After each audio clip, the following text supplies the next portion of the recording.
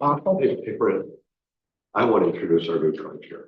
What? I want to introduce our new I tri want you to introduce our new town. And I think you need to go around the table and have them all introduce themselves too. Okay. We ready to go? Okay. All right, we're calling to order this meeting of the Special Ed Services and Funding Task Force. We've been blessed with a new tri-chair, who's Michelle Lobbin, a lawyer who's been practicing in this area as long as I have, together, no one against each other, constantly, and representing the CASE Special Directors Organization in this. And so I'd like to give Michelle an opportunity to introduce herself, and then we go around the table and introduce ourselves to Michelle. Thank you so much, Andy. And I do want to thank everyone here for advocating, especially CONCASE, for advocating for a representative of CONCASE as a chair of this task force, and especially Representative Jeff Curry, who I know championed the legislation that provided for an additional tri-chair. And thank you. You've both been so gracious in welcoming me to this position. And I really look forward to working with all of you. And I hope that the addition of CONCASE to the representation of the chairwomanship will add to the weight and the consensus building around the recommendations that can come from this task force. So thank you all, and I look forward very much to working. I'm Patrice McCarthy. I'm the Executive Director and General Counsel for the Connecticut Association of Boards of Education. Morning, everyone. Brian Kumquist, Special Education Division Director, State Department of Ed. Morning, Karen Helene, Director of Benhaven School, representing CAPSA. Mike Rose, Assistant Superintendent, Finance Operations, Meriden Public Schools, and I represent CASO. Morning, Jennifer Lucier, and I represent the Connecticut Parent Advocacy Center. Morning, Heather Tartaglia, Chief Program Officer at CREC, representing the Risk Alliance. Tara? Tara Flaherty, CEA Secretary and Parent. Nice to meet you all. I gotta see. Amy? Yeah, Amy? Amy Turner, Assistant Superintendent in Wallingford, President of CONCASE. Jason? Jason Adler, representing CFT, AFT, and several other roles. Susan? Hi, Susan Yankee, and I'm the chair of the Connecticut State Advisory Council for Special Education. And last but not least, Stephanie? Stephanie Wanzer, CEA Treasurer. Welcome, everyone. I'm Fran. I'm one of the three tri-chairs and Executive Director of CAPS. Who did I miss? Oh, there she is. Catherine, go ahead. I'm attorney at the Center for Children's Advocacy. I direct our medical legal partnership project at the Yale Child Study Center. Okay. Sorry. Plenty of room to spread it out a little bit. Ray, introduce yourself. Hi, Ray Rossimondo, Connecticut Education Association. Hi, Ray. Tara and Stephanie are both affiliated National RA, so again. Yeah, didn't I know? Okay. Jason? He did. I did, right? He got it. Yeah, okay. I thought so. And I don't want you to get the idea that you're the rose between two thorns, you know, but. Good line. If Andy's a rose, we're in trouble. Yeah, he is. Does anyone need an agenda? Yes. Yeah, pass. Oh. No, Report. file there. Yeah. Build this. I don't think what. Okay. I just want to take the opportunity to welcome you all here in the middle of the week of the 4th of July. Thank you. We just said, we were talking earlier and said, you know, people really do need a break. But it's wonderful that you're here and we know we have a short timeline to accomplish these things, and we also had very good response on the survey, so thank you for that. And Well, let's deal with the August meeting right now. okay, if we could. So we're thinking that this meeting, as we move forward, and I'm jumping the gun here, but just to talk to you a little bit about the survey results. I'm not gonna go into it, but I'm just gonna tell you that we're probably gonna deal with funding today. And the other large piece is staff shortages. And what I suggested is that we go to CEA and AFT and ask them to bring us special ed teachers so that we can hear directly from the teachers why they think people aren't becoming special ed teachers in the way that they did in the past, just so we can hear from practitioners. So I wanted to do that for the August meeting, except I'm not here for the August meeting, which is August 6th. I'm out of town. Actually, I'm on vacation for 2 days. And so I'm not coming back, but, yeah, but I don't want it, I'm very selfish on this one. It's really important to me. I don't want it to go without me. Can we figure this out? Could it be August 5th, which is a Monday?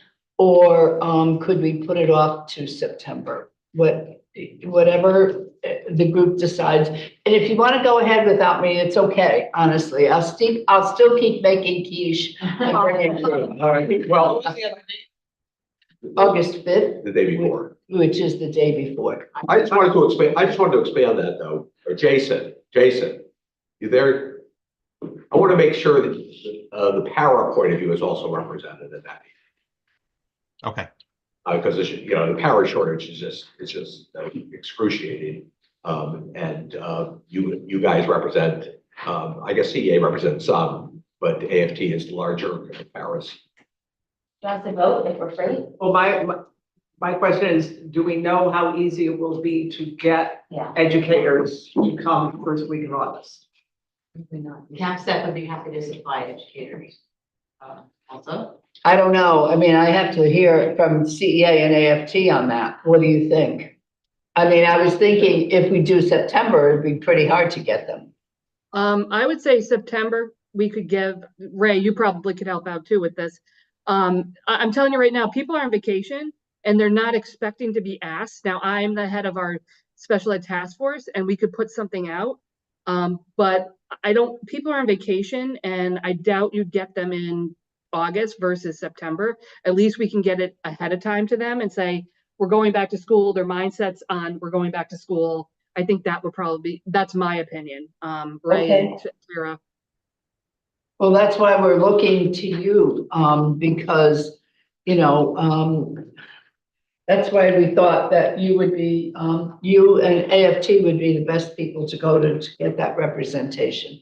So if The September meeting would be right when school starts though. it would be after Labor Day. Yeah, but that's right at the first week of school. No, for most, the Second week, but I think if they could, do you want them in person or do you want the teachers do it remotely? I could do it remote. Because I think if teachers remotely, we probably could get, I know like Meredith, we would let people go, some of our teachers decide to be on it for an hour, you know what I mean? But if they drive down and come out, it might be a little hard that first week to be out the whole half of that. That's September you're talking about. In September. I don't know, like August would be, I don't know if anybody's around, that's CA with, you know what I mean? But we could also continue to meet on August 6th and continue our discussion about the funding on that date and then pick up with the teachers in September. Well, I would really appreciate that. You can talk about funding as much as you want. But I would love it. And as one of the three tri-chairs, I'll be in touch with AFT and CEA and see how we can set it up for September. We can do hybrid and, we can certainly have them online or whatever. But I would take full responsibility for working that with you. And I appreciate not doing it August 6th. So thank you. Okay. And we're gonna meet August 6th then? Michelle? Yeah. Okay. I won't be here, so you better make the quiche. Not it. I'm kidding. Okay, The next two issues. Oh, wait a second. Excuse me. Sorry, I have my hand up. I don't know if you realize, is anybody else having problems with sometimes the speakers in the room are cutting out or freezing? speakers. No, in the okay, room. then it's just my town. Well, Okay. Amy's agreeing with you. Oh, okay. And then I Yeah. just had a quick on the topic we were just on. So I don't know if you remember, Dawn DeCow, Paraeducator of the Year, sat in on one of our meetings recently, and she's very interested. So if we could put her name on the list, and because she's a part of the special education task, not the task force, the advisory council, but we just added a paraeducator, but she's very interested in the task force. So I didn't know if, as a paraeducator, if you could include her possibly as an invite, Dawn DeCow. Please. Absolutely, Thank you. Susan. Thank you so much. Can you please send her name? Sure. I don't have all three chairs' emails, but just so I'll Even send if it. you, yeah, Put it in the chat, right? yeah, put it in the chat, whatever. Oh, okay, sure, if I could find it. All right, excellent. Okay, thank you. And anyone else that, I didn't mean to just say CEAFT, but they're the ones I go to, but we can certainly do, anyone else that you, want to recommend, please send their name. I was going to suggest, if possible, if we're interested in doing it, to develop today, maybe next time, maybe by next meeting in August, getting a survey together that the group approves of for those who want to participate, but perhaps can't do it in the Zoom format or in person in September for the Paris. I just don't have, Well, I mean- why don't you suggest that, make a specific proposal of a survey and let's take a look at that. We're not inclined to do a broad survey of everybody with an interest in special education in the state, because we can't process it. We don't know what it means. So the survey issue is a bit ticklish there. it's also, I go back to the fact that we don't have staff, and we don't have resources for this, task force. And to create and develop, a survey does take, time, effort, and expertise. I'm not opposed to it at all, but I can't personally, as a tri-chair, take responsibility for it. I guess what I meant, and I apologize for delaying the meeting, but was not a scientific survey. But if you had questions that you were going to ask the teachers about why people aren't getting into the industry or paras, why we're having a hard time attracting paras, that can be just a few narrative questions that people could answer. Sure, Just sure. to get more input, that's all. Yeah, no, and that would be fine. You could probably do something like that if you have a mailing list or whatever. I'll write it down. On the next two issues on the agenda. Hold on, one more thing, Andy. Isn't it true that we also have one more spot for a special ed teacher on this task force? I think we discussed that last time. We have a spot for a graduate program in education from a public university. That spot is empty. Okay, because you guys said a special ed teacher last time. That's why I want to clarify it.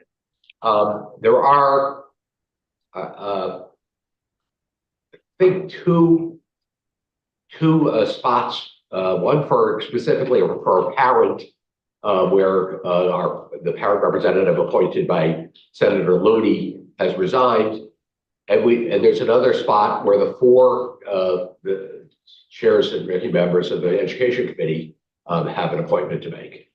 Those two are, and that's not specified as to. All right, So we got it. We'll clarify that because that's not what I remember hearing last meeting. So yeah, we'll have to get that clarified. Thanks.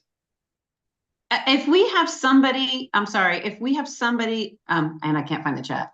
If we have somebody, because we recently had 5 parents apply for 1 parent position on the Special Education Connecticut Advisory Council. If we have recommendations of parents, is there someone that we forward that to? I think you probably forwarded it to Chairman Curry. He's been sort of onshowing this. Okay. And on that note, Chairman Curry said he wanted to come and talk to us this morning. The next 2 items are both items that I believe he wants to talk about. And so I would suggest we skip over items 2 and 3 until his arrival, and then and go on to 4, and then when he arrives, jump back. Sounds good. Okay, that sounds good to me. Okay, so that's item 2 and 3. Okay, the next one is a discussion of the work plan as we move forward from now to January.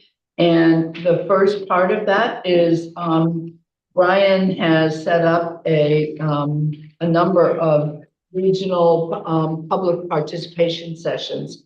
Can you talk about those? His email just came to us. I know. For the whole group, right? Yes. Yeah, should we send that out to folks? Oh, well, let's talk about it too, if anybody has any objections, and then finalize it and send it out, yeah. Sure. Thank you. Good morning, everyone. Again, I had, since our last meeting, an opportunity to connect with Jane Hampton from CPAC and Heather, representing the RESC Alliance. And we put together a proposal based on our last discussion.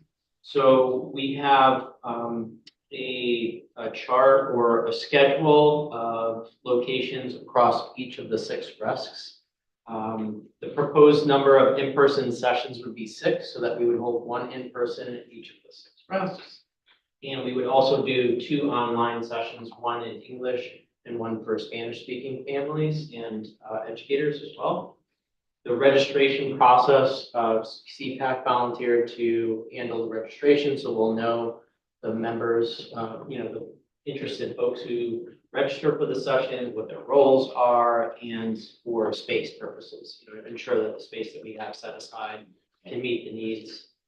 So we had, so each of the RESCs has proposed a date and a time for a morning session between 10 and 11:30 a.m., a midday session between 12 and 1:30, as well as a PM session between 4:30 and 6.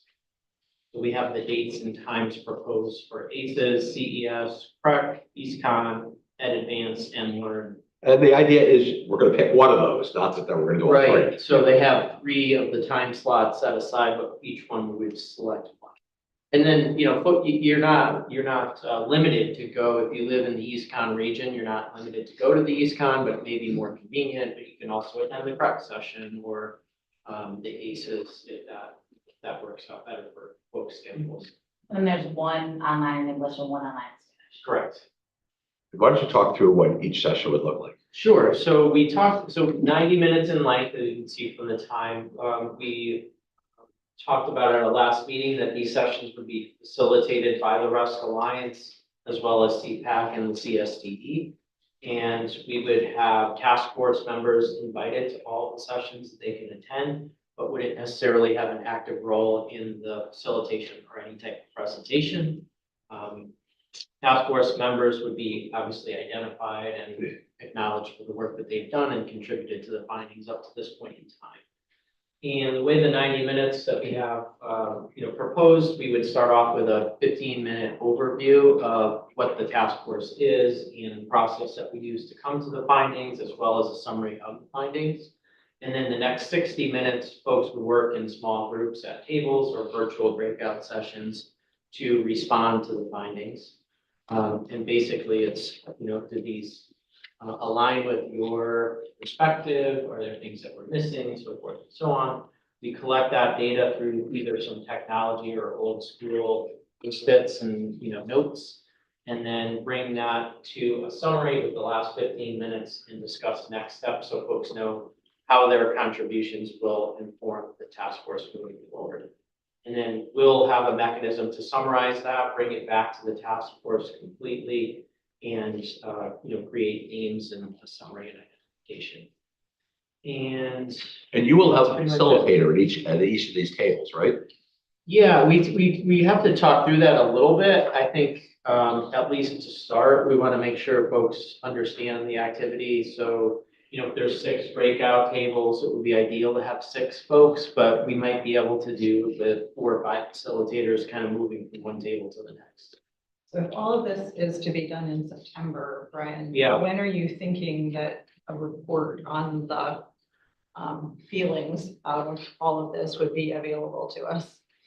Yeah, that's a great question. I think, I mean, you know, the last session here, I think we have is 9:30, so the end of September. So we would really want that summary to come back, you know, within 30 days thereafter, so that we have it by the end of October. Probably for the November. Maybe November. Yeah. For our November meeting. Yeah. Okay.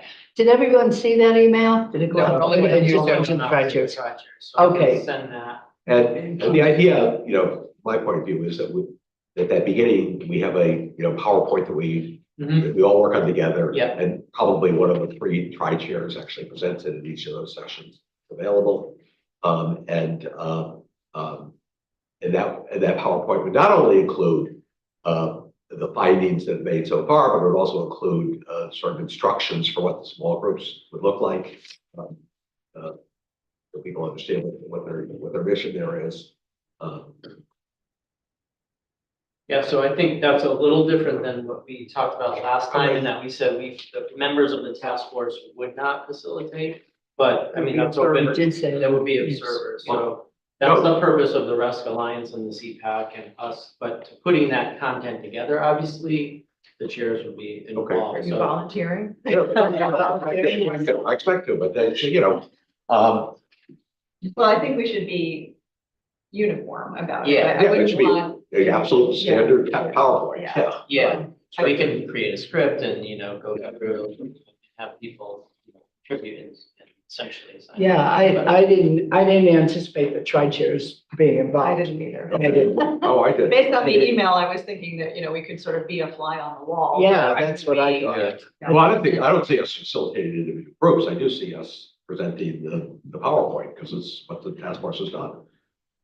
I'm not sure that that's, I guess from my perspective, I mean, I'm a newcomer to the table at this point, so I defer to whatever the feeling was on the part of the group leading into this discussion, but there are a lot of meetings scheduled, and it seems like, you know, somebody from the RESCs or the State Department of Education could, you know, present the findings of the task force on a PowerPoint presentation equally well. And at least that way we would know that, you know, every group is getting the same information and it's not different depending on kind of, you know, which one of us is presenting it. Right.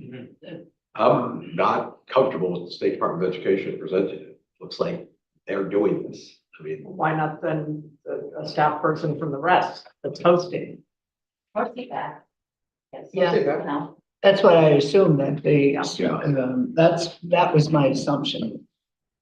And, you know, I mean, I think we would try to attend as many as we could as task force members, but I really wanted to be a side person there. I think it so also that- gives the appearance of more neutrality, like, because the Exactly. information coming in, you want it to be, like, they want to feel that way when they're, you know, giving information.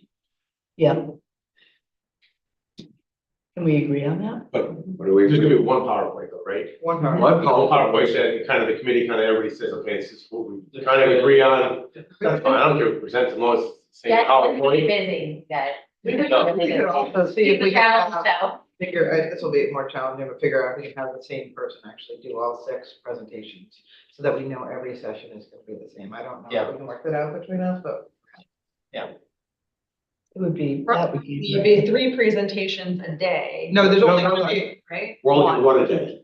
Oh. We're just and thinking you about- need to- I asked everybody to give Okay. 3, there will only be one at each rest. So I asked everybody to give us 3 dates and times so that the committee could choose based on when we wanted it and that we had some options. But after this meeting, we have to kind of decide what dates are, so I can release the rest of the dates of the rest. Well, I mean, I'm trying to get. it seems to me that the only time slot that really works is late afternoon one. That's when we get teachers and parents, I think.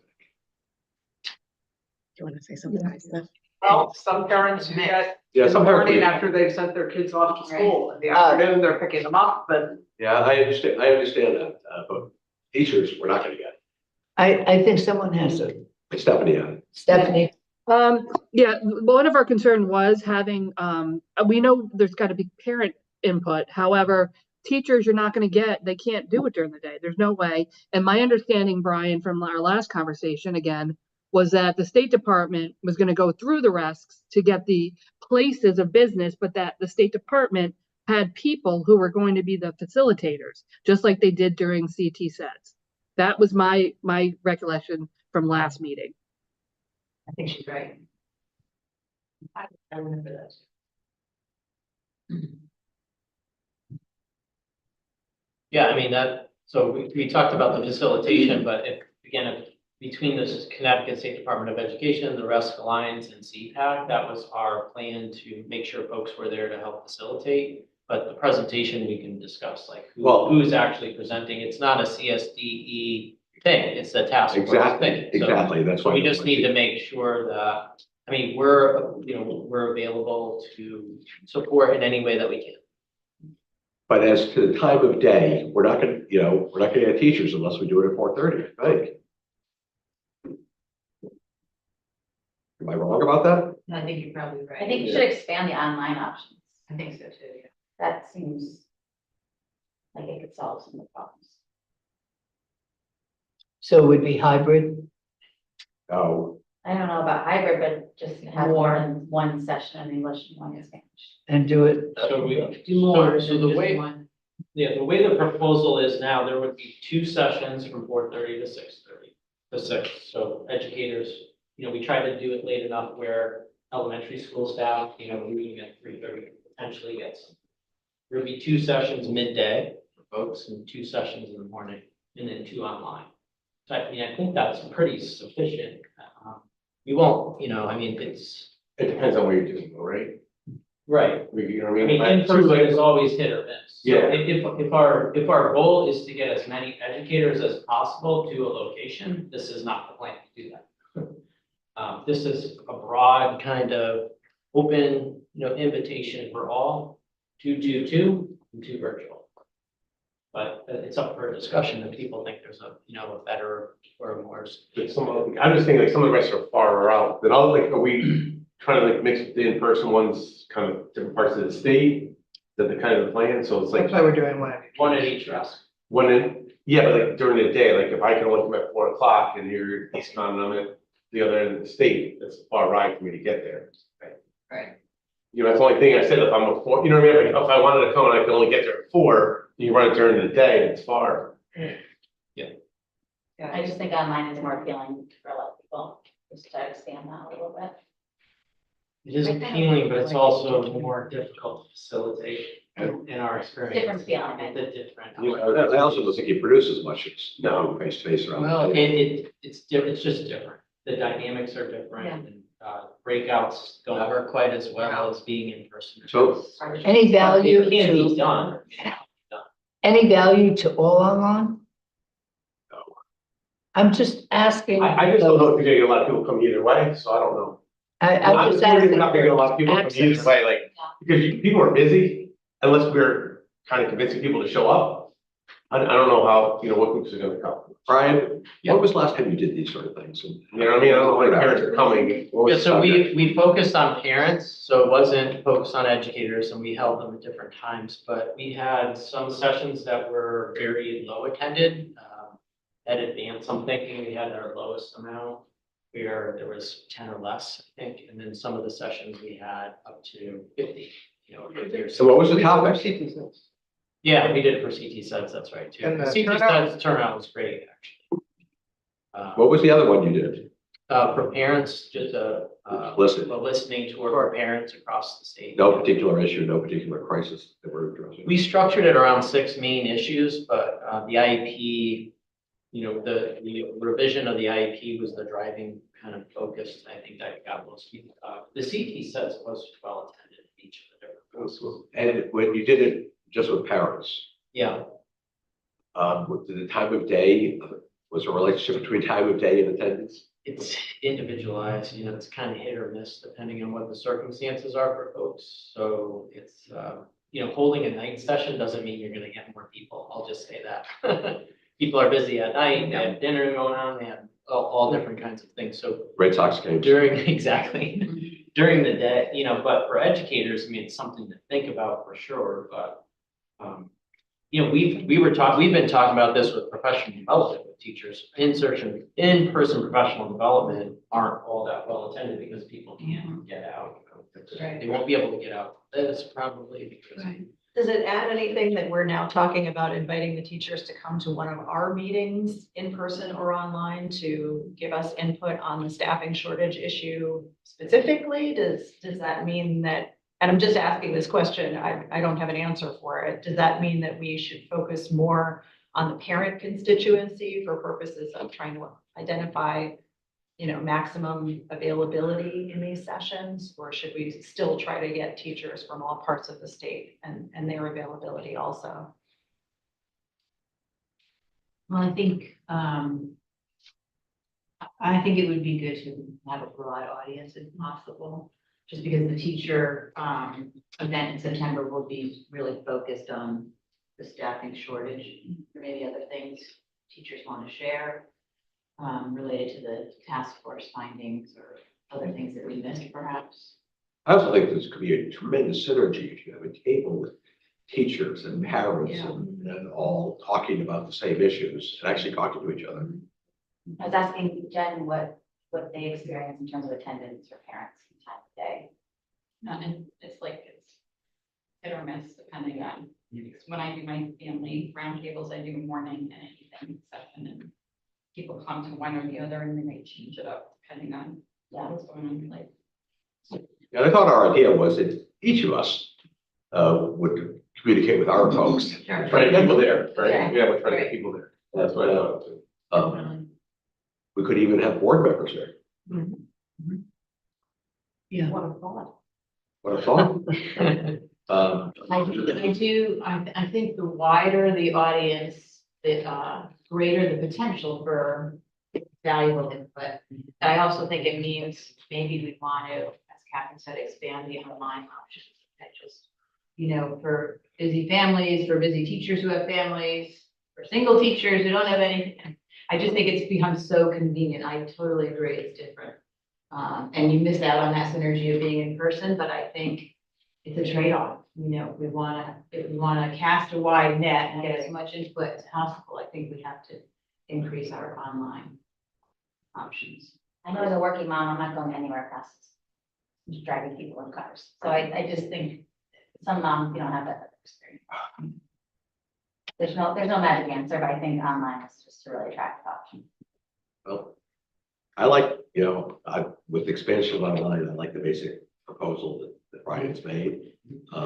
I would like it, if it's possible, that people are assigned to tables so that all the parents don't sit at one table and all the teachers don't sit at another table. I think it's really a lot to be gained by having mixed groups. I would love another session online. For teachers, just general session. If we could. The two sessions that you're talking about in English and Spanish, Yeah. that's for parents? It would be for anyone. Anyone? Yeah. Oh, anyone. Oh, okay. All these are Then that's fine. Yeah. That's fine. Yeah, maybe Okay. add one more in English online. Yeah. Did you have dates on those on your memo? No, we didn't have those dates. So we're proposing 9 sessions instead of 8? 3 online, 2 English, 1 Spanish? Yeah. So, Yeah. And is the idea that we do the online sessions after we do the in-person sessions? Not necessarily. It can be during the month of September as well. You don't want to We'll go just have beyond to- September. Right, I mean, there's a capacity, so we'll have to check in depending on what we decide with the facilitators and who's doing presentations. That'll be after. We ought to have members of the task force though, at each one, so we need to figure out, when those dates are. And then if members of the task force will send something out, that they could just sign up to make sure that we're covering every single one. So Brian, this is your actual challenge question. Give me the locations of each of the risks. The locations, It's in the email. the address? Well, just generally, what, Crackers in Hartford and Yep. Aces is in Hamden. CES Trumbull. East Con is in Hampton. At Advanced Litchfield, Learn Old Line. so we really don't have anything down Fairfield County. From. It's like a Trumbull Bridge line. I know, I know Except it is, for- but it's, yeah, except yeah, for Bridge. but for the, Stanford Greenwich people, they're like.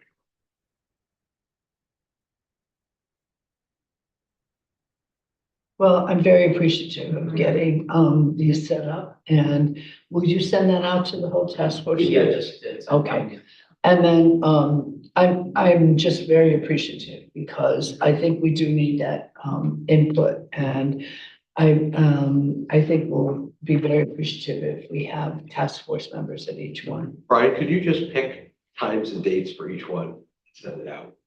Just pick them, and if somebody really objects. we can- It's already on there. Sure. No. There's three options. It's already sent out, so we can pick them today if people have thoughts. Well, just, I think you guys just pick who you guys know. You just Like, pick. you know what I mean? Just move it around. I think, you know what I mean? Make sure you have people to do it. Yeah. Pick the times that work for you guys. And then pick the times for online. Sure. Okay, perfect. I'm sorry, can I interrupt? Brian, will there be a way for the parent part? Because we know Portuguese is the language that follows our Spanish speakers in Connecticut. Is there a way that if someone has, maybe they need ASL or they need another language, that they'll be able to request that? We talked about that in the registration process through CPAC, if any accommodations, including interpretation, is needed. They would document that back there. Then we'd have to do some work to make sure that there was an interpreter. And they have ways to do that simultaneously, right? I mean, I don't know if you all do that, but I've been to a couple of trainings. Yeah, it's really cool.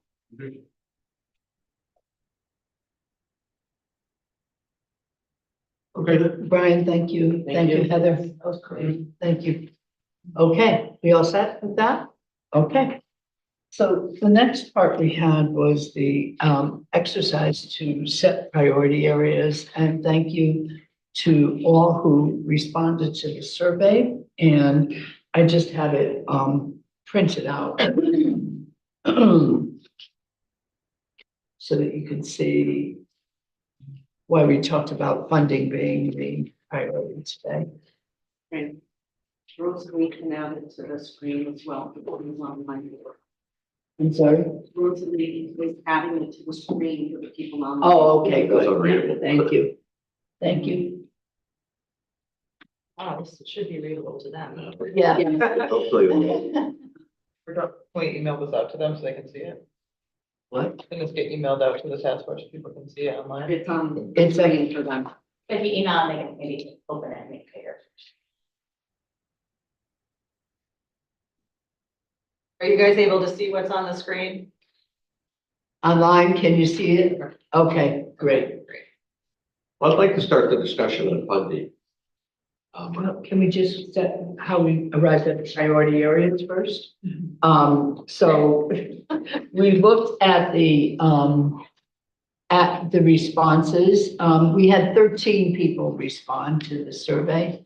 And so we looked at the responses, and in our opinion, the major priority areas were excess cost reimbursement funding, staff shortages, and all funding for special ed. Now, let me just reassure you that that does not mean that those are the only three things we'll handle.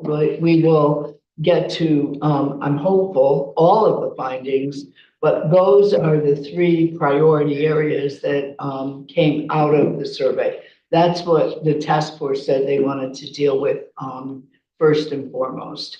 So we said, when the tri-chairs met, we talked about the fact that staffing, we wanted to have some practitioners, and we're set on that for September. So we thought we would start with excess cost funding, because that seemed to be the area that was, one of the most prevalent areas. So I'm sorry to cut you off. Go ahead. Well, I guess my first question, on excess costs, is this just people saying there should be full funding of excess cost, period? Is that why that's a priority, or are people saying that something new or different should be done in terms of excess costs? Which raises up the further issue about how we fund special ed in the state, and do we, what recommendations are we prepared to entertain in terms of the funding of special education? My perspective is that we have to start with take the cap off excess cost. Then we can talk about other things. But until we do that, the whole concept of excess costs being a safety net for districts is absolutely a fallacy. So that's why it's my number one priority. Look, I don't know if it's unfunding excess costs, but it's just, we definitely gotta take a look at what the increase is, right? Well, people applied for last year went up 2 years ago, went up 16%, and last year went up 25. So in 2 years, districts applied for 38, with a 41% increase in their excess costs. That will qualify for excess costs according to the state numbers. So you know what I mean? It went up 41% since pre-COVID. And at least the data I got from the State Department of Education, I believe 91% of excess costs were for outplacements. Yeah, I totally agree. So I don't know, like, you know what I mean? Like, last year needs to look, if it keeps going up 25% a year, I don't think it's, you know what I mean? Well, do we want to, I mean, do we want to look under the sheets there? Do we want to also deal with the issue of outplacement? Well, one of the things that I'm sorry, Mike. No, so we did our analysis, like when we keep the kids with autism in district, we're able to keep them, we're like 29,000 students for our programs. We send them out to 150,000. You know what I mean? There's a big difference between the gap if your district's able to have their own program and able to maintain it. So there is a question about. So let me ask you that. If that's true, why don't more districts create more programs in district? And why do they keep on relying on outplacements then? Staffing, space, expertise. Initial outlay of funding. And the number of kids. And you need, initial funding. right? If you're a small district, only 2 kids, Yeah. then you're probably sending them out, right? We're talking about I have 9 in a room, right? A teacher, 3 pairs, and a BT. I mean, when I was in Bridgeport, I would have gladly started more programs. But there was money that was needed, startup money, to start that, to do that. I just want to throw on the table, and maybe you'll disagree. I wonder if we could differentiate excess cost reimbursements, so that, I guess it depends upon your philosophy, but personally, I would like as many children as possible, educated in their home district, if it's possible. I'm wondering if we could throw out something like a 3%, 3 times the per pupil expenditure for reimbursement for kids within the school district. And, maybe graduated for RESCs and then for private placements. I'm just saying that it's a different way to look at it. That would help a district start a program, right? Because now if they send it out, they get 70% of reimbursement at 4 times, right? But if you kept it in time, you would get some money to help offset the cost of keeping students in district. You're only paying 3 times the cost. On that subject, Mike, how much does the fact that, it's use it or lose it budget, that you have to spend it in the year with some slight exception, make it impossible to start a program since there are upfront costs of starting a program? I think it depends on how many students. You look at every district looks at the costs, like how many students you have, is it worth sending them out or keeping them in? I think everybody does that every year. If you know you had 5 students in elementary school, probably worth having a program. If you had less than 5, it's probably easier to just send it out because you got to find a teacher and the staff to run them.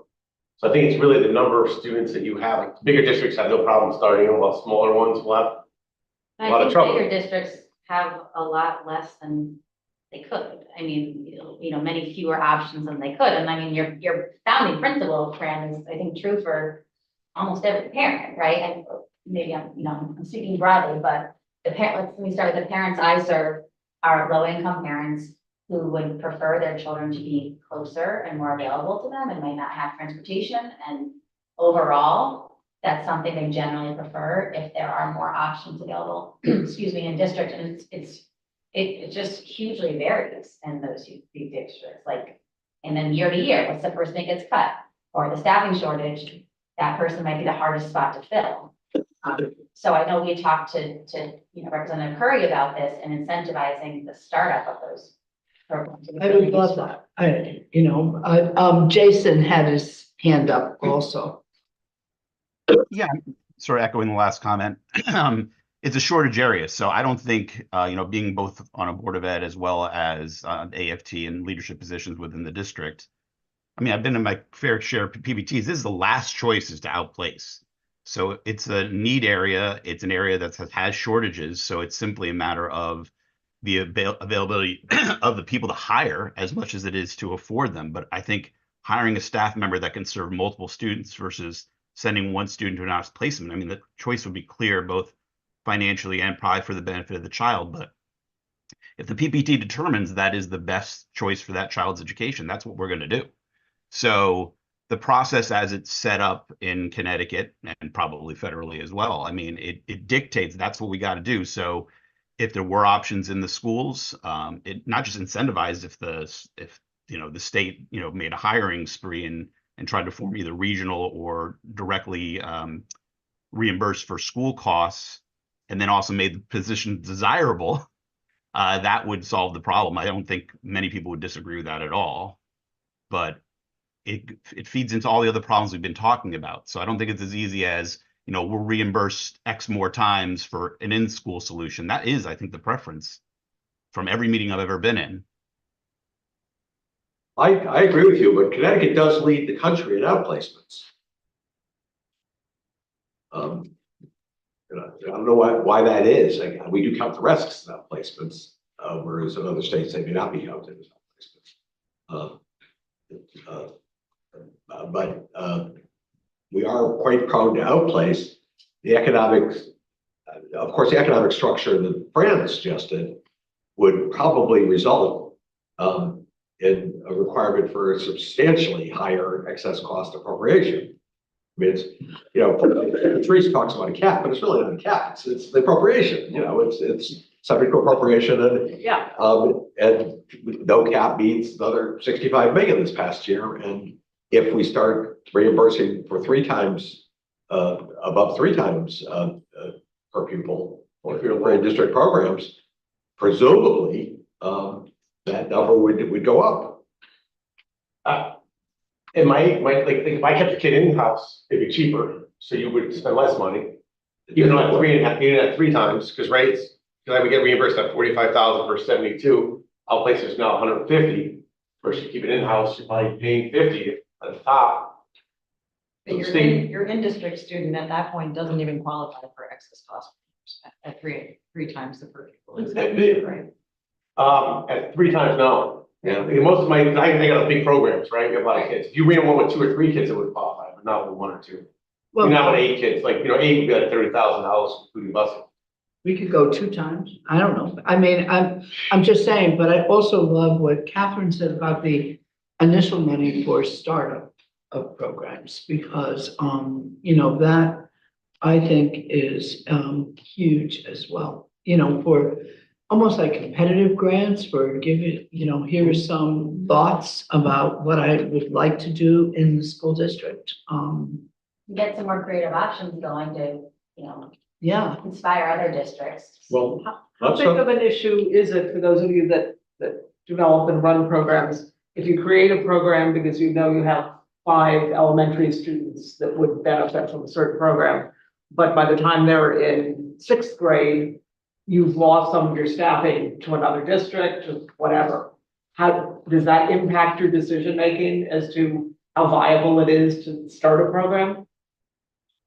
I don't know, we're stacking those first. That's our #1 stack. They're just the hardest students, right? Those we're not having, if we're empty, we got to stack those first. And once you agree to do that and have it in your district, you can't we're not have teachers in those spots. You're pulling from other places. Yeah, I agree. I think that what I see, and I think what Concase sees, is that this is happening no matter what the type of disability is that's being targeted through the program. So if there's specialized training that's required, And you give that specialized training, we have no ability to keep the staff in district once they've received that specialized training. So then they're going to wherever the highest bidder is, and so what I see is a pattern of folks being trained in whatever district they're in with the best of intention, and then going to a higher paid position, elsewhere in the state. So do you have a solution? No. But, Do we have the ability to keep staff in district for some period of time? I would assume that the teachers would fight any move to require them to remain in a district for any period of time. So I think that's kind of the obstacle. But if the training starts to be, what I see pattern wise is that once the training starts to become more universally available and common, then that pattern abates, right? Because now it's not so much everybody has the training, so everybody's competing on the same basis for the same positions. The other thing I just sort of feel compelled to throw out into the discussion here is that anytime that we create financial incentives where it looks like the in-district program is less expensive than the out-of-district program, special educators start to be accused of predetermination at PPT meetings because and this is happening now. I'm not saying that this would be a new problem, but it would be exacerbated with this sort of stepwise excess cost reimbursement that, well, you're just making this decision because the program is cheaper in district, or the program you'll get more excess cost reimbursement for this type of program versus that type of program. So that's an issue that I think we have to grapple with. It's just a practical. I do want to return, however, to this sort of basic proposal of Harry of recommending the creation of a fund for grants, probably in the State Department of Education, in order with probably no year money, where the State Department of Education can give grants to districts to create programs. With accountability measures, with is that a type of proposal that appeals to people? I mean, what's the negative side of that? More work for you, but that's okay. Well, Is there money available for that? And we're proposing new money, clearly. no, I understand. New I'm money. just trying to identify what exists currently so we can have a conversation about what would have to be added. Yeah, I think it's a good idea to do. I mean, I think, just in general, as long as the conversation's around least restrictive environment and in alignment with the PPT requirements, I don't see a downside to it, except that those grants are limited in how the district's going to sustain it over time. And if there's more applications than we can deliver on, then, those are difficult decisions. Some of the stipends that we do are typically lower amounts of money where everyone has access to. If we did unlimited grants, it would be pretty challenging on our side to say this district gets it, this district doesn't. We have to really be sure that there is equity in the process, which we can do, but those are some of the discussions. Well, and part of it's the criteria. Are we creating programs as sort of models for what other districts can follow? Yeah. Or are we helping districts reduce the amount of outplacement? I mean, what's the purpose here? And I think, and are they focused on districts with the highest levels of outplacement? For me too, I hear from directors that money doesn't resolve that issue for us.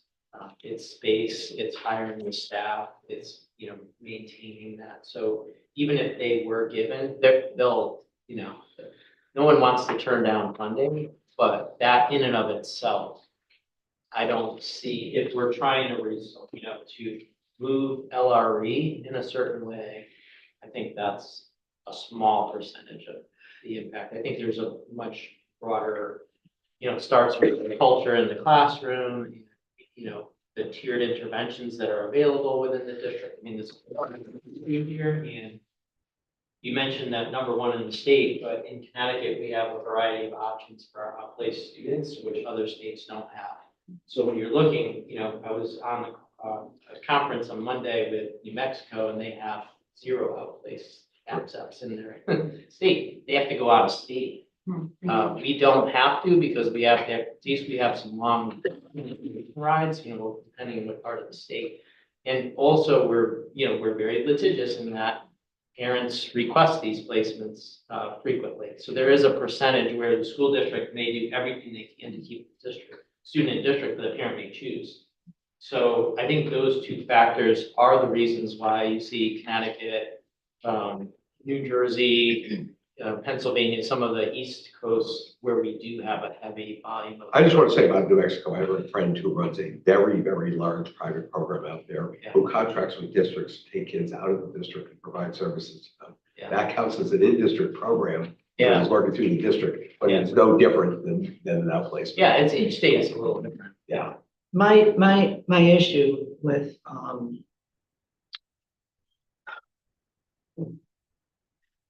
just, I hear what you're saying, Brian. Number one, I'm hearing that there's a lot of space out there now because enrollment has dropped. So I'm hearing that there is a lot of space. The other thing is, with the outplacements, and, we haven't talked a lot about this, but with the outplacements, there's no possibility of mainstreaming. There's no possibility of kids being in regular classrooms. Do you know what I mean? Is that important? Personally, I think it is incredibly important. It used to bother me tremendously when I would see, and I'm probably labeling them wrong, but ED kids, 6 or 7, in a classroom with one teacher with very limited mainstreaming. I'm not sure how we're teaching these kids, so that's why I hold it as a top priority and I think we all do, to educate as many kids as possible within the schools. And, I worry also about some of our time with typical peers, so to speak, with some of the categories. It's low in some cases. And that's a value for me, or always has been a value. I don't know if it is held as a value everywhere. But that doesn't mean in any way, shape, or form that I'm saying that outplacement isn't the best program for some children. I think it is. But I do worry about that as well. And that's one of my reasons for really pushing hard on wanting to incentivize districts. I know it wouldn't be everybody, but it might be some people that would be able to take advantage of that. Just wanted to speak to your question, maybe a little bit, Fran, and I don't take offense at any of this conversation. I just want to put that out there that I think if you asked most people at approved privates, they would also say we want kids educated in their neighborhood schools as much as possible. And many of us work hard to get kids back to their school districts. I think in terms of, so at my school, there is no opportunity for kids to have mainstream opportunities. However, I think by the time students are referred to Ben Haven, that PPT has decided at this point in time, the priority is not necessarily being educated with their typical peers, but there are other priorities. So for example, if somebody's older and has some significant behavioral trouble, that is excluding them from their typical school, their neighborhood school. So the priority is getting them back into school, or there might be a priority of providing more community experience, more job training. So I think that it's important to the planning and placement team, but I think each team identifies what the priority is at that point in time for that student. And that's why every year we come back and we say, what's the priority now? It's the same. It's a change. And I get it. I'm wondering if we could take a 5-minute break. It's 10:30. Yeah, sure. 5 to 10. No more than 10.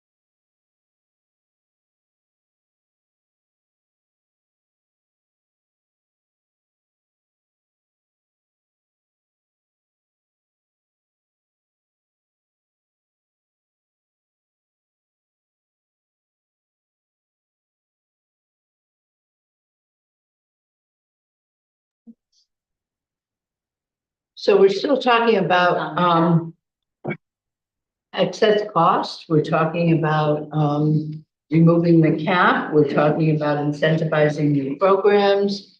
We did some talking about the waste restricted environment. We also talked about the fact that most PPTs, really want to keep the child in district. But there's sometimes staffing, sometimes, the nature of the child, needs something other than that. So do you want to continue that discussion? Well, I mean, I'd like to broaden it a little bit, but I do think that we ought to consider a proposal out of, with some of the money for grants to create programs. I'm interested in, my thought would be that it be focused on districts with the highest levels of outplacements, not on creating exemplary programs necessarily, but certainly open on that. One thing I would add, Andy, to the previous discussion is the concept of regionalized programs.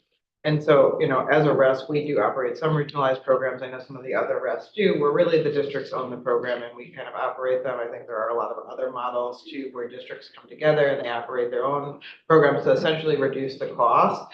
But the barrier to that always is the seed money to start it. And so you can have districts that come together and that have like needs and can solve some of the problems we're talking about. But I think the districts need the funds in order to be able to do that initially. Can you explain? Yeah. The districts run it, but you host it, or districts run it together, or you run it? I mean, I can give you two examples that we operate on behalf of districts. So we have two programs, one that is in Clinton. It's an 18 to 22-year-old program called Strive, and it's Clinton, Guilford, and Madison Public Schools. So an advisory board of that group oversees the program. They send all the students, they decide who comes into the program, but we staff it. And the program makes or loses money, it goes in or out of a fund balance for those programs. Similarly, Farmington Valley Diagnostic Center is a membership model. So the Educational Resource Collaborative of Farmington Valley started it many years ago, and they make a decision to buy seats, which gives them a number of days. And so they sort of pre-buy it and utilize those. But again, the budget goes to that entity. They approve the budget, they make recommendations on what they want to see happen with the program. And again, profit or loss comes in or out of a fund balance for the program. And so, and I think other RESCs run similar programs. And I think there's example of district programs where 2 or 3 districts come together to operate transition programs. And then they tuition in kids from other districts. It's just another model to think about as we're having discussion. And you also run programs. And then we run traditional outplacement programs. We do both. We have collaborative district programs and we run traditional outplacements. So you have River Street. We have River Street, we have Polaris. And so districts, I mean, it's no different than sending them May, really, sending to you. You charge a tuition, you follow the IEP, any district in your catchment area or any district in the state? And out of state, we serve kids in Massachusetts. You do? Yes. Transportation is a. Transportation. It's a limitation. Transportation is a limitation, and I think in terms of our conversation prior on least restrictive environment, I think there is a reality that the closer an outplacement is to home and the resources of the district, there are times when kids do half days in programs. There are opportunities where they do like an AV schedule when they're getting rid of transition. So I do think there's opportunities for that. But to Karen's point, when the students initially outplace, likely the time with non-disabled peers is not the highest priority among stabilizing the child. Let me ask, let me ask this question. In terms of these regional programs, districts coming together, are there impediments, are there incentives that we could create for that? Or do we need to create incentives for that? I mean, I think the districts would be best to speak to that, but I know that in conversations I've had with districts, part of the impediment of getting the districts together is the seed money to start it. You have to find the space, you might have to renovate the space. You need that first year of maybe expenses until you can get all the students in. So, What I was gonna say is some of the partnership programs, I think I don't know Craig as well as some of the other RESCs, but some of them like ACES Mead Elementary School has been particularly successful, and that's sort of an embedded program. It's run by the RESC, but it's embedded within a district elementary school. So that kind of provides, I think the private schools are doing some of that work also, right, Karen? Yes, Oak Hill has classrooms in districts, Bend even has classrooms. Inspire has one, Stanford. Right. And do you find that like there's a seed money barrier to starting up those programs also? I can't speak that knowledgeably about it. I know the programs that, or the district where we have classrooms, they provide the space and Bend Haven provides the staff. Right. But I think it does, my sense is from what you're saying, Heather, is that it provides some insulation funding wise because the tuition kind of goes in and out of the RESC accounts, right?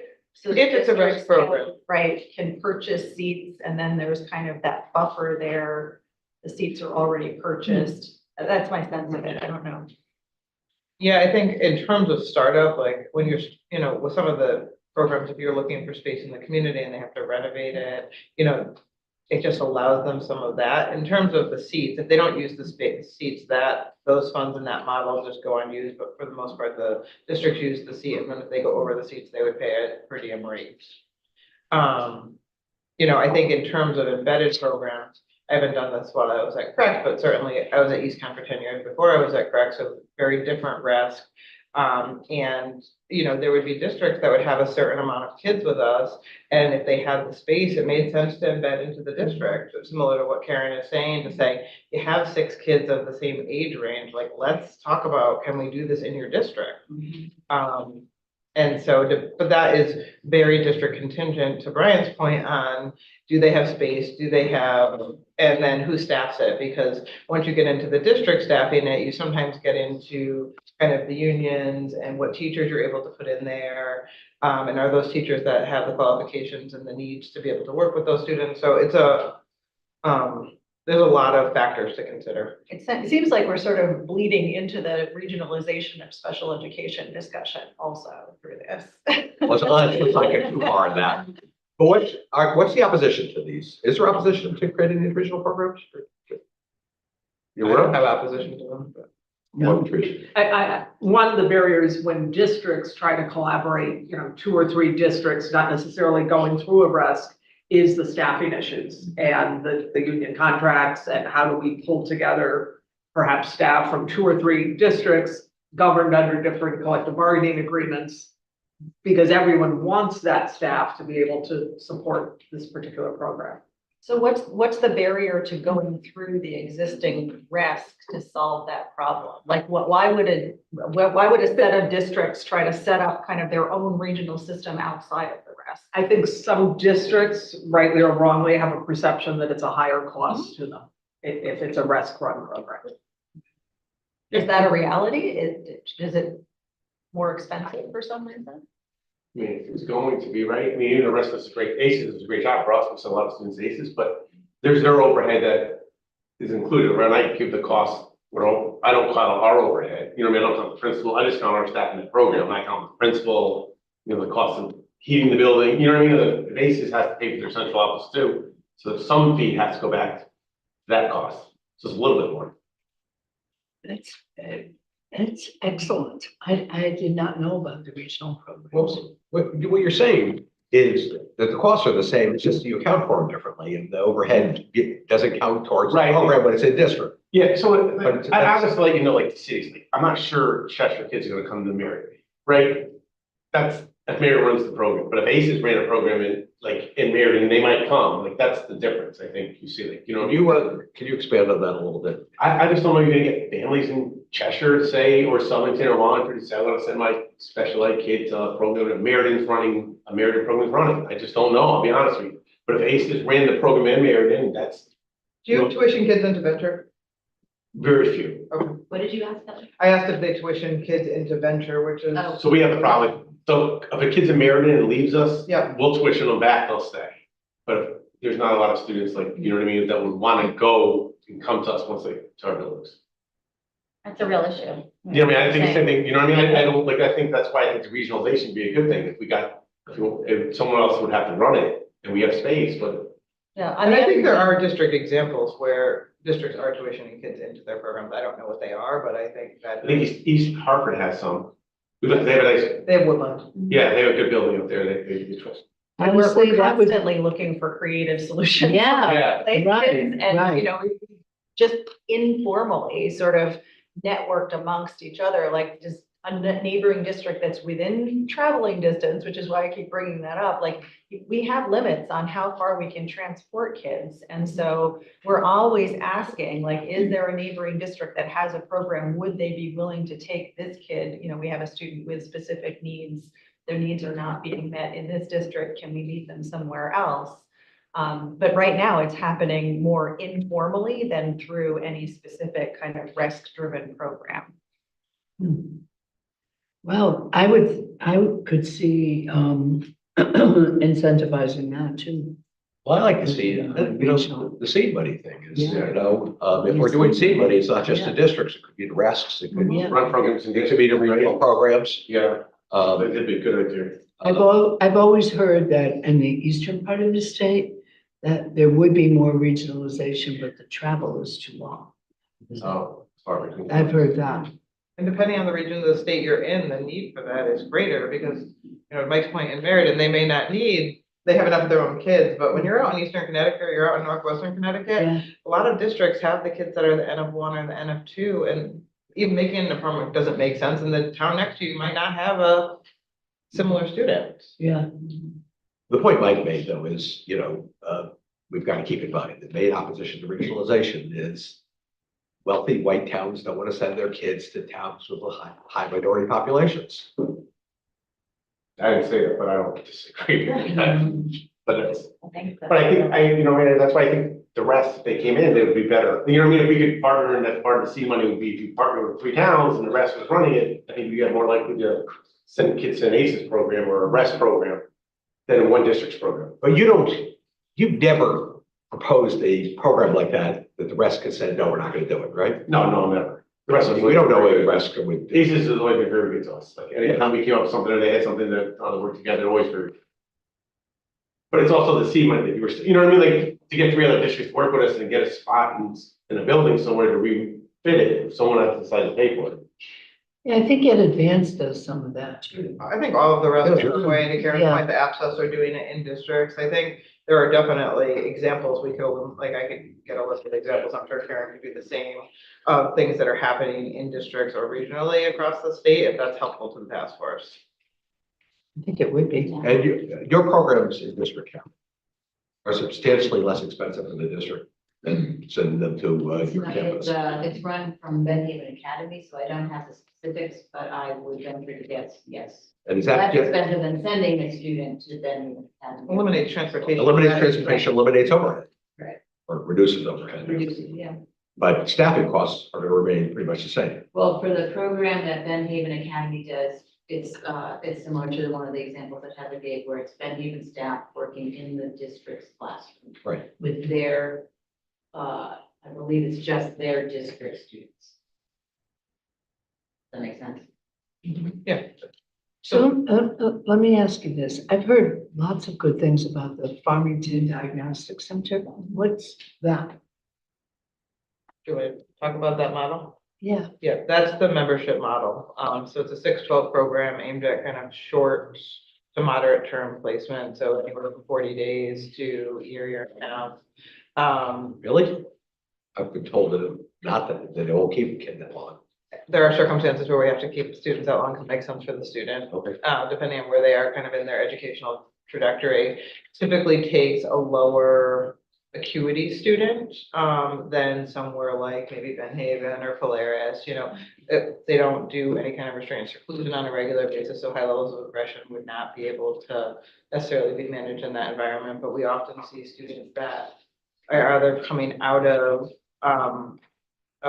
public school placement and need a change of environment and diagnostically, but both they want evaluations and they want to see how a child does in a smaller setting.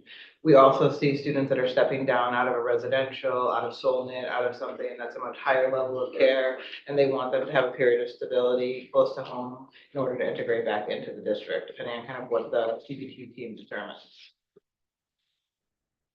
And that center has operated for over 40 years, right? I think we're over 25, it's not 40, but, and it has had iterations over time in terms of how long kids could stay or the needs of the student population. It seems like some of these, if we had seed money, we could start some more. So do we need to get a sense of what the startup costs for one of these programs would be so that we get a sense of the magnitude of what's required here? More is better. I think startup depends on size, space, student population, number of districts, things like that. Are most of the programs in a school building, or are they in like an older, a different school? Are there current school building the district's running? Are you guys in those buildings, or are you more like in a city space? I can only speak for us. Farmington Valley Diagnostic Center is at an independent school building. And, functions like an outplacement. Students are transported there. It's in the community generally where people are buying memberships from, so integration is a little bit easier. The 18 to 22-year-old collaborative program we run at the shore is on the bus line where kids can get to job sites, and it's a space that was acquired just for that program. I'm just wondering if we could, if we talked about it as a seed money, if we could make the claim that it would be less expensive long term. Because that's always appealing. I think that's probably true, but I wanted to raise Michelle's question. Is it just seed money? Are we gonna revisit the ESSER experience, Liv? If we give seed money to one of these programs, but then when the money runs out, program falls apart. I don't think so. I think the purpose of the seed money, I think it depends on how it's designed. I think the purpose of the seed money is to get the program started. If the program is not, you would run into that issue if the program didn't have students in it. But I think right now, unfortunately, we're seeing kind of high levels of referral. No shortage of demand. No, I think everywhere we're seeing we don't have the supply to meet the demand right now. And so if nobody was sending kids to the program, yes, you'd have that issue, but you'd have that issue in any program like that, whether it had seed money or didn't have seed money. Hi, Stephanie has her hand up. Steph, do you have your? Thanks. So we at CES, we attempted this as well for kids like kindergarten through third grade, because during rep council meetings for CES, they had heard a lot about students in Greenwich wanting to have a program like ours, but closer to where they lived. Well, to try to find anywhere you could live or try to rent down in the Gold Coast of Fairfield County was going to be way too expensive. So we had rented another building within our campus, which we would hire out, you'd have seats like Heather was talking about. However, but we could get maybe, I think there was like 4 kids, and it didn't go anywhere because one, it wasn't in there where they lived. So just even for us as a ref to get a place to be able to do this, we were not able to do it. We couldn't find some place that would be, probably cheap enough to be able to rent and to take all of our staff that we have already and bring down there. So we did it on the campus, and it did not go anywhere. Unfortunately, it was a great idea at the diagnostic center. And it, because that's what we were hearing, and the rest all listen to whoever they have within their catchment area of what they need. They do a great job, and they do a great job of trying to keep down costs. That's all I ever hear, a rep council keeping down costs. So there is a problem with trying to get this to happen because the fact that it costs, in Connecticut, it's expensive to get space for one, and then try to move those people down there where you want them to be, like say in a Meriden or in a Greenwich. Also with EdAdvance CES, we put in a lot more money than they did, and we have something in Bethel now, which is used for an alternate space, but not necessarily like training, not necessarily special ed. things. So, you know, they're trying, the rest are trying to do, because that's what they do. They're a service provided institution, but there's only so much the rests can do. And they're the ones with some of the resources, and it's difficult. I'm just going to say that. Can you explain a little bit more as to why it didn't work? Was just people didn't want to travel that far? They wouldn't, so because, thank you, because it hadn't been tried, they wanted it, and so they had 40 seats, say 40 seats. They could not, nobody wanted to say, okay, we're going to send a kid there. It really was difficult having them say, we're going to put the money in from Greenwich or Darien or New Canaan, because we have those kids that we know we want out for a short period of time to come back in. That was the whole idea, like Heather had just described. People weren't willing to do, even though they said they wanted it closer to home. And to try to do it in Greenwich wasn't going to work. You have people who, you know, even the staff, you know, to move a whole different area wasn't an easy thing to do. But even trying to find space, that's what I remember of the conversation, probably, oh God, 4 or 5 years ago, when it was brought up by one of our special ed directors. So it's not an easy carry. It really isn't. And that's why nobody would put kids in there. That's why we only had 4. And you can't run a really good program if you're going to have 4 kids and then no more. It's not really conducive to education. So that's an unusual low demand problem. But Stephanie, was there any attempt to, oh, she went off. Well, I'm there. I'm sorry. I just pressed the wrong thing. Sorry. Was there any attempt to like build a RESC-based program in any of the lower Fairfield County districts, like using their space rather than renting an outside space? So what happened, well, how CES started, we were one of the, like, I think the younger RESC that started. We started down in Norwalk, which ended up bringing us up to, because a lot of our places, we get Bridgeport kids, we get Norwalk kids. They're a lot closer to us, and, you know, up in Trumbull or in Fairfield County, they weren't that far away. To go down really farther, I think, was always a problem, to be in Greenwich. That this was the attempt, and that's how it was done. I mean, I don't make those decisions. I'm a special ed teacher at the school, but I do listen as the president of the local, right? So when we started, they did start in Norwalk years and years, like 30 plus years ago, because of trying to grow that. And it's grown quite a lot, but not to the extent of ACES, not the extent of CREC. They're huge compared to, I feel, to us. But they looked, and I think the idea was that to try to find any place down there, they couldn't find it that would be cost effective down in lower Fairfield. But we do get kids from, say, Glastonbury. We get kids from all different, you know, like if they're not managed at their own RESC or in their own county, we do get them as well. So we do have people who may be going to a different RESC, even though they live in Fairfield County, or they're from New Haven County and they come to us. So there's that as well. That's intermingling, but that's what I know. But, you know, Brian and the RESC directors are probably the best people, again, to have a voice in those pieces. Susan has a hand raised, I think. Thank you. My question, actually, it's for the wonderful Brian Plemkowitz. Brian, what are your thoughts about seed money? What are your thoughts about the seed money, and then when the money ends, programs fall apart? It seems like with a lot of what we're seeing in the news are programs that started with COVID funds, and now there's no COVID funds, and so there's a problem. So I didn't know what you see. Like, do we need seed money and sustaining money? I was wondering what your thoughts.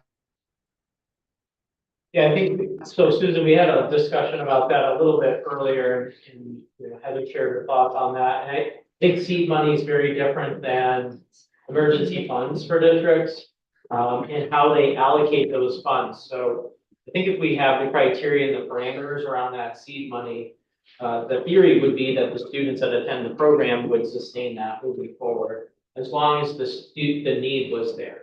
So I think it's a very different issue than emergency relief funds that are coming in, that are time limited, that are allocated to staffing. You know, it's the concept in special education is supplement, not supplant. So if you're using those funds for day-to-day operations and those funds end, that's a problem. If you're using those funds to, to jumpstart a program, and once that program is where it needs to be, then I don't think you have that same issue. Okay, we've been joined now by Chairman Jeff Curry of the Education Committee, who we'd like to hear from you both on the release of the findings report and on what our obligations going forward are. I mean, if I'm interrupting that you're in the middle of something. No, it's fine. No, we had a great It's discussion. not going anywhere. All right. So hello, everyone. Nice to see many of you in person, and those online.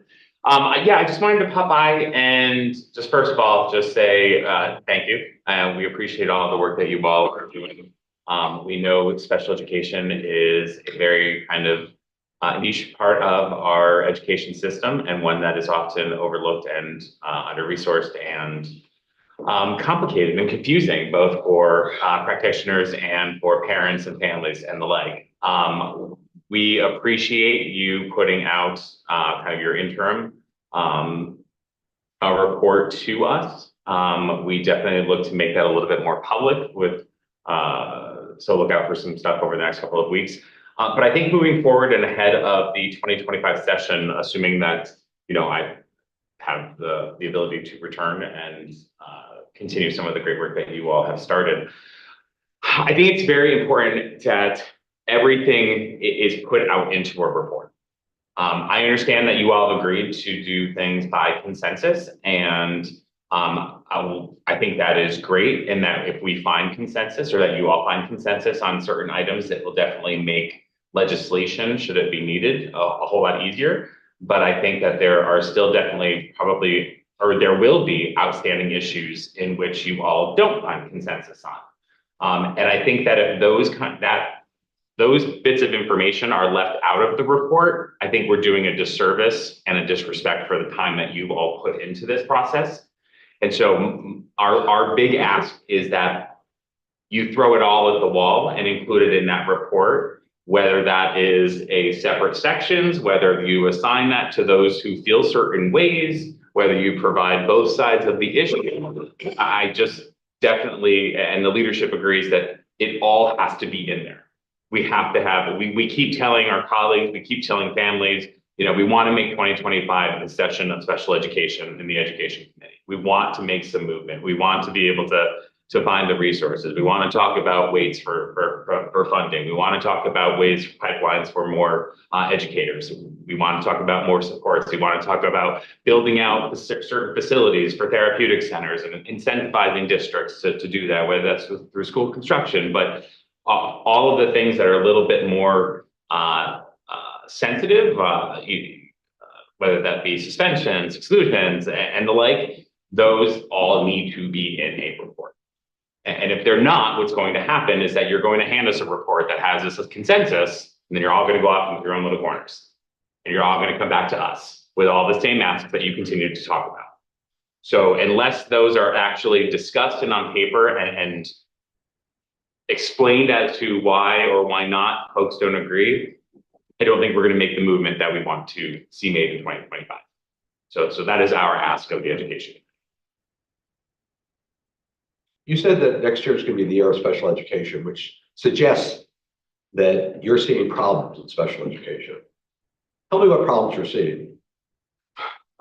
Yeah, I mean, so I don't necessarily know if I don't see them. So I don't do your jobs. I never will pretend to do your jobs. Everything that I know is from families, is from teachers, is from those kind of walking the day to day. First and foremost, it is getting special education teachers staffed up within our schools, and then ensuring that students who have specific IEPs, that we're fulfilling all of our federal obligations. I know for a fact we are not. And the enforcement around that is just wrong. And that is possibly a capacity issue at SCE. I mean, it's not a finger pointing game. This is not anybody is to blame. Everybody is doing the best they possibly can with what they have right now. But if we are not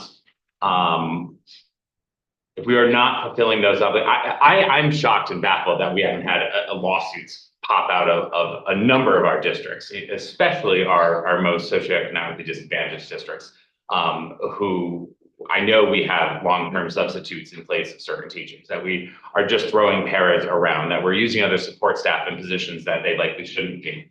It's all those types of things that are creating a system that just simply is not working for families and ultimately not for students. Enforcement's a huge thing. Huge, huge thing. But that's not just, and that's not only special education. That's everything. I mean, we are, I know you all are working to the bone and doing the work that not many people want to be doing. So I never want to come across as though I'm trying to disrespect any of the work that you're all doing. So please don't ever think that is part of my dialogue with you. It is just, when you look at just certain numbers and certain and test scores and the like, and I don't know how people sleep at night. This is an unusual opportunity where I get to question you, which I'm gonna take advantage of. So, what was the word you used yesterday? It was your word you used yesterday. Oh, okay. So look, we agree that special education is woefully underfunded. Are we just wasting our time in recommending further expenditures? No.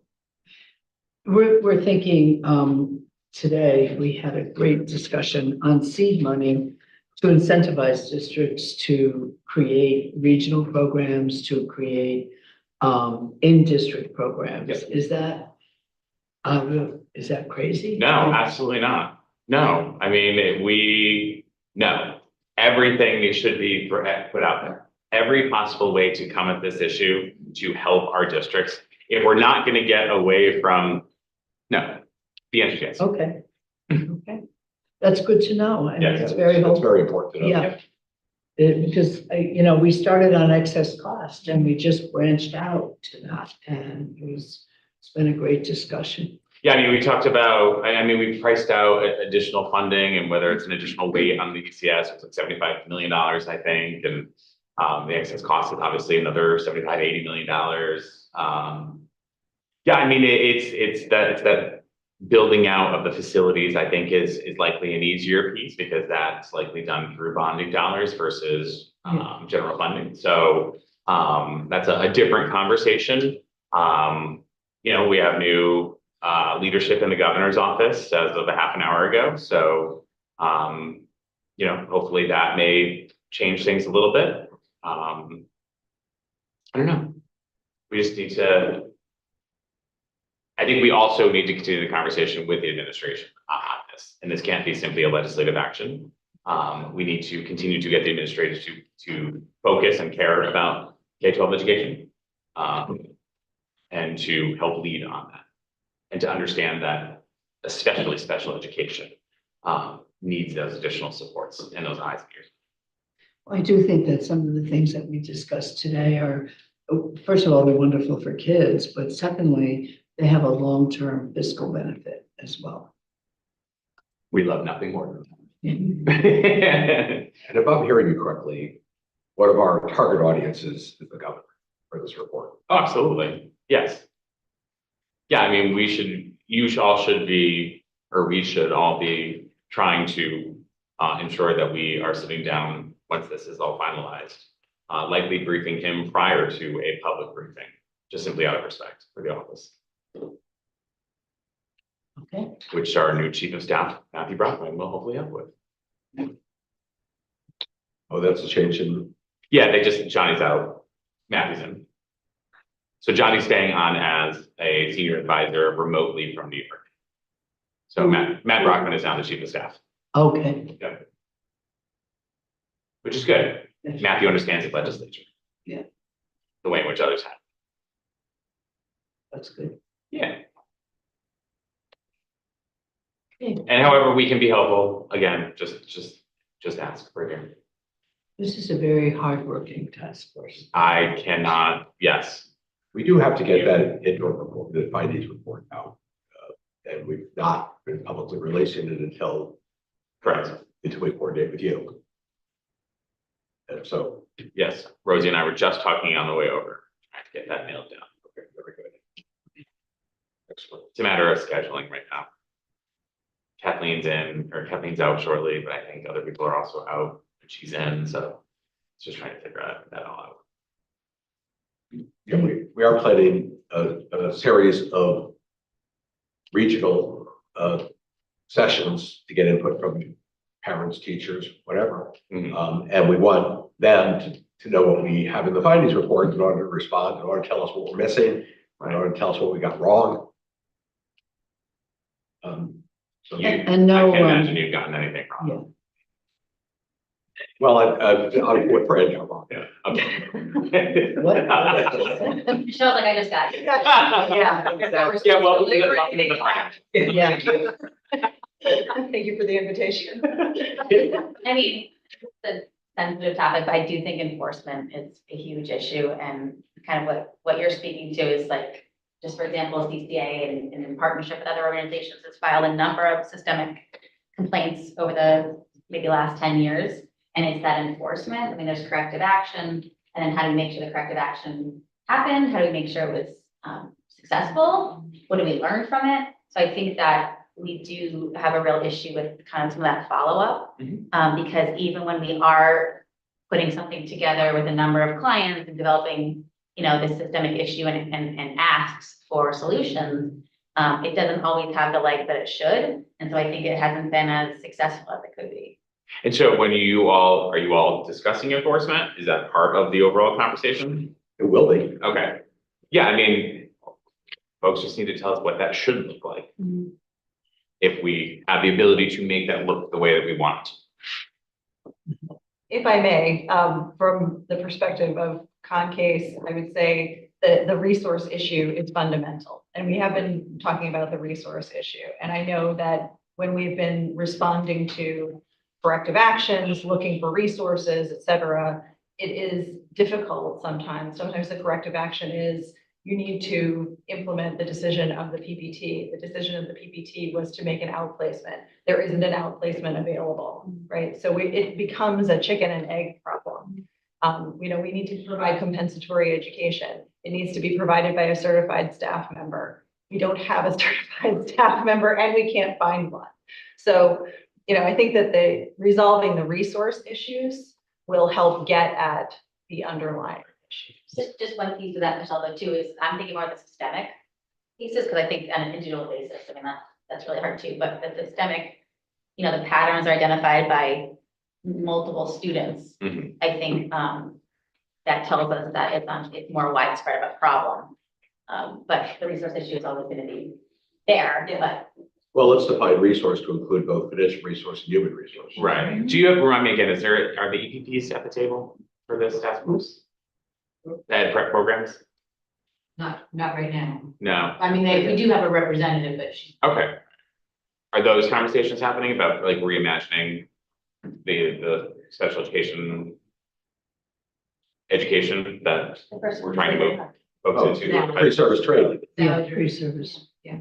We brushed upon that. We're gonna have to return to that. Okay. We did talk about having a meeting, which I think we're now talking about for September, in which we want to bring in teachers, paraprofessionals, folks who are working in that teacher preparation program to advise us as to what the barriers are. Why aren't people coming into special education? Why aren't people staying in special education? What can we do about that? Okay. So we're going to have a focus group. You might want, that would be a great meeting for you to be. Yeah, absolutely. You know, to hear, you know, what are the impediments? You know, I'm hearing things like paperwork. You know, I signed up to take care of the kids, not to teach kids, not to do paperwork. Right. So is there something that we could do about that? And Any idea how many districts are moving to the model of having one designated special ed teacher doing all of like the CT SEDS input? Or maybe not one, but having just that be their job. Are people doing that model at all? Right? There's different structures set up depending on the size of the district. Yeah. I mean, teachers need, you know, the case managers really is where it's at. I think that's the progress monitoring, the importance of that. And, you know, the PPT, the IEP itself is a collaborative process where you're getting input from a variety of people. But as far as meeting notices and some of the more logistics around the meetings, that there, that doesn't necessarily have to be a special here. Gotcha. Well, it would be interesting to know how many districts have, for example, special education admin dedicated person. Because I know some districts have that and some don't. Yep. I guess it's usually called secretary, but whatever the position is called. Yeah. Every district has a data manager point of contact for us. That's from our performance office. And then the structures underneath that are variable depending on the size. And then obviously the special education directors, but most districts have school-based administrative assistants that do a lot of that work around the scheduling.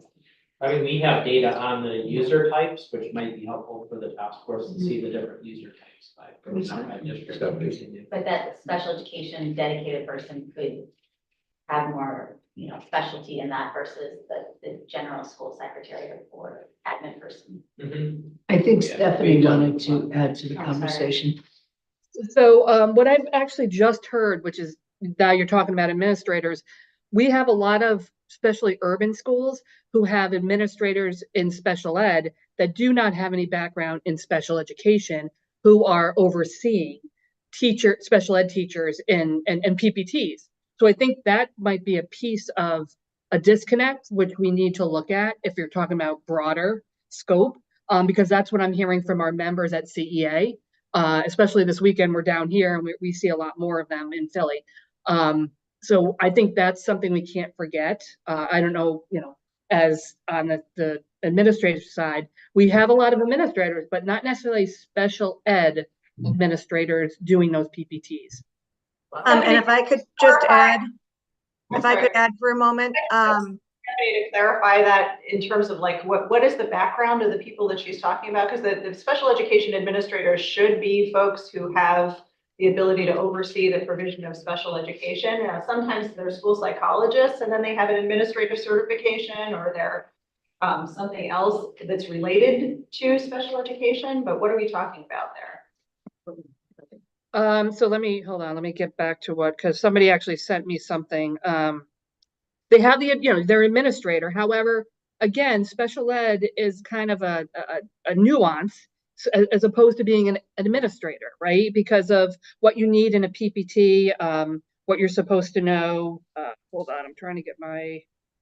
Okay, if you need to get more information about that, that's fine. Yeah, like for instance, quickly, I know you need your state of Connecticut administration, but it's also the stuff that has to do with least restrictive, but things that have to do with the special ed processes, that they're just a regular ed because you don't have a special ed in an urban school in one of the schools. But I will get more information about that. The administrative representative at the PPT meeting is what you're referring to. Yeah, and they're probably working with those special ed teachers, but do not have that lens of special ed. They're an administrator overseeing, but that doesn't have the lens of when we go into a PPT and all the nuances, because, and especially, and I work at CES, so in Bridgeport, poor Bridgeport, God bless them all, we've had 3 different PPTs,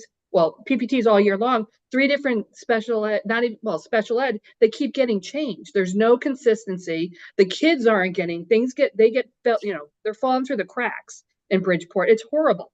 And we're the rest dealing with it, where again, there's no consistency. So I think that might be something we need to look at when it comes to, outside placements, but in these urban districts, that's where I'm hearing more problems. and as a regular ed teacher, I just wanted to add, Jason, Stephanie and I were all shaking our head. No, special ed teachers are the ones that are inputting into CT SEDS.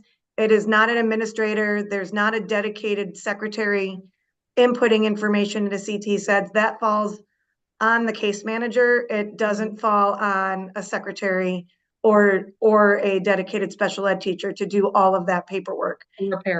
Or a para. It's all on the case manager. So I just wanted to make sure we were all clear about that. I think we were asking, is there another way to do it?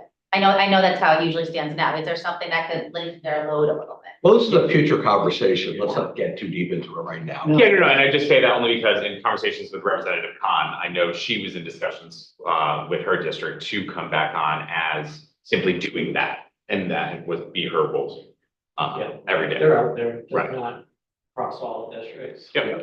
Yeah, but Probably not. whether that's a, good idea or cost savings idea, something we really want to explore. And I would just add, probably not in the most challenged districts. that, Right. They're trying to do it and with large caseloads as well. We made good progress. Yeah, we made wonderful progress today. I'm really appreciative of all of you. I'm also appreciative of your understanding. I won't be here on August 6th, and continuing this discussion, and Andy's gonna bake for that. Well, fine. Dawn has that in the minutes. Yeah. Put it in the minutes, and so I just want to thank you very much, and I want to thank Representative Curry for joining us in person today. I know you're usually online.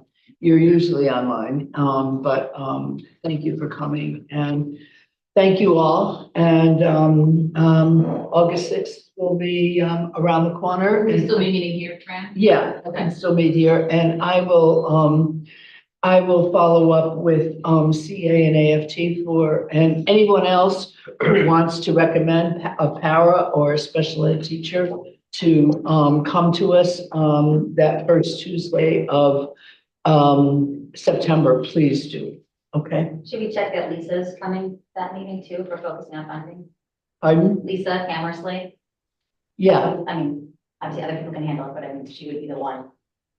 Make sure. We did talk, we kicked around some proposals on funding today. Yeah. Look, if any of you are bold enough to make actually a proposal, well, let's start circulating some actual Yeah. recommendation proposals and kick them around. We'd be happy to see that. Yeah. All right. I'll probably do that since that's something else. Hey, Andy, when you're talking about that September meeting, are you also talking about having it 9:30 to 11:30? Or are we talking about moving it later so that teacher, like Jason's saying, that teachers actually can show up? Because we could host it at CEA. We have a new boardroom that we probably could do it as well with the connections too, if we need to do that separately. Good point. Good point. Thank you, Stephanie. You're welcome. I'm gonna make Zoom available. Well, Zoom work, or we, In person, we but I can do it, don't we can do, mind it. I mean, maybe we can think about doing 4 o'clock meetings. CEA can do both. We can have a hybrid meeting in that room. It fits about 70 people, Parking. and there's parking, so we could certainly host it at CEA. And we can do it here. I think I'm much better out. Yeah. You're almost not working. Talk to the Capitol. All right. Thank you all. Thank you. Thank you. Yeah. Thank you for hosting, Fran. Thanks, Fran. Like I said. Right. Good job. We're going to talk out for the day. Just trying to look at Anyway, That's it. most of my friends have lost